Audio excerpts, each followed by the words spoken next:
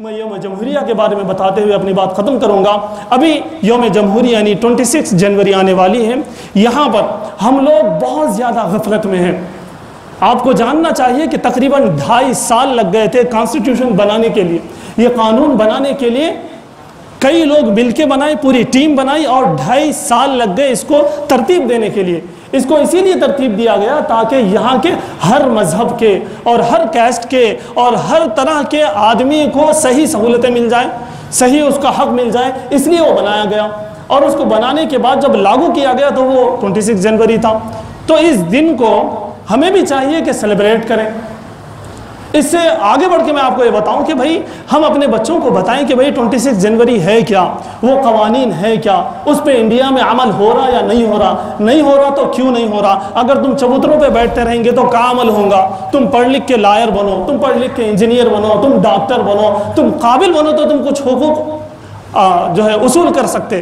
آج میرے دوستو ہمارے مسلمان بچوں کو لیڈر بنانے کی ضرورت ہے، ایسی لیڈر نہیں بلکہ ایسا لیڈر بنانا ہے کہ وہ اپنا حق اصول کر سکے۔ ہمارے ہر گھر میں ایک لائر ہو، ہمارے ہر خاندان میں 2-4 لائر ہو۔ ہم جو ہے لا پڑھاتے ہی نہیں بچوں کو، اگر ہم پڑھائیں گے نہیں تو میرے دوستو ہم جانیں گے کیا کہ کیا حقوق ہمارے ہیں۔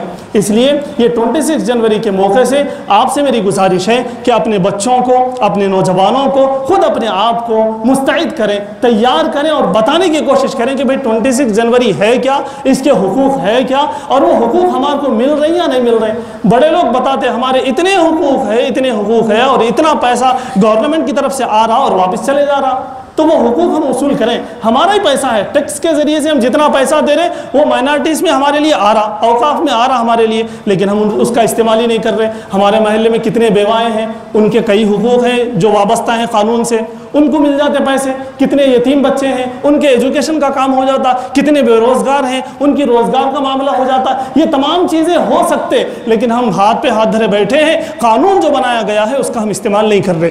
اس لیے اس مناسبت سے میں آپ سے یہ اپیل کرنا چاہتا ہوں کہ آپ ایک ایسی کمیٹی بنائیں، آپ ایک ونگ بنائیں، ایک نوجوانوں کی ایک ٹیم یہاں پر ایسی ہو جو یہ تمام حقوق لوگوں تک پہنچانے کی کوشش کرتے ہوں۔ اگر ہم یہ کریں گے تو انشاءاللہ ہمارے جو حقوق ہیں وہ وصول کرنے میں ہم کامیاب رہیں گے۔